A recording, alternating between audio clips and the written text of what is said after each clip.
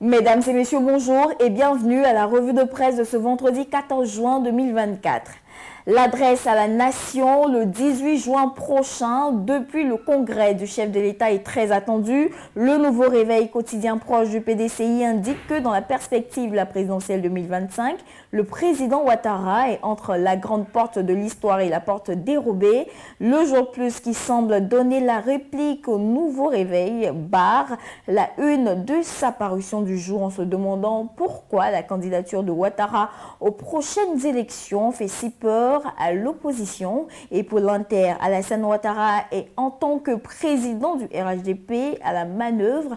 À 16 mois de la présidentielle, il passe des consignes fermes dans son camp. Très certainement que la vision de la liste électorale pour booster l'opération e-militant en fait partie. Le Patriote fait savoir que le RHDP ne dort pas.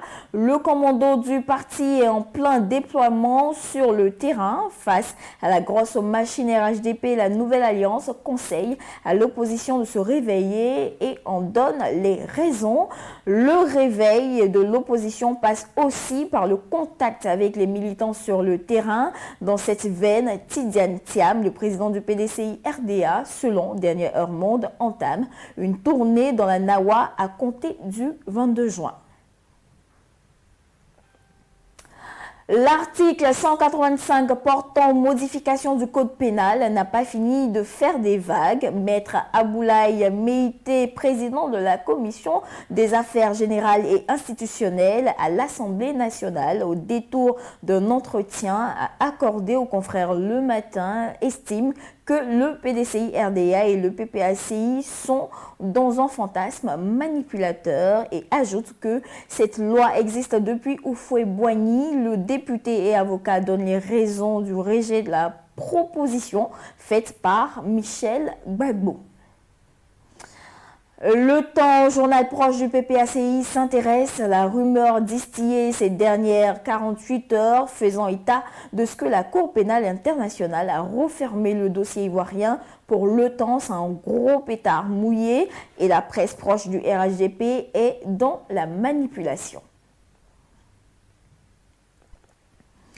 Au niveau de l'actualité gouvernementale, le mandat rend compte que le Premier ministre a eu une importante rencontre avec les partenaires au développement hier sur le plan de la mise en œuvre du plan national du développement couvrant la période 2021-2025. Au terme de la rencontre, les partenaires au développement, rapporte le journal, sont satisfaits des acquis.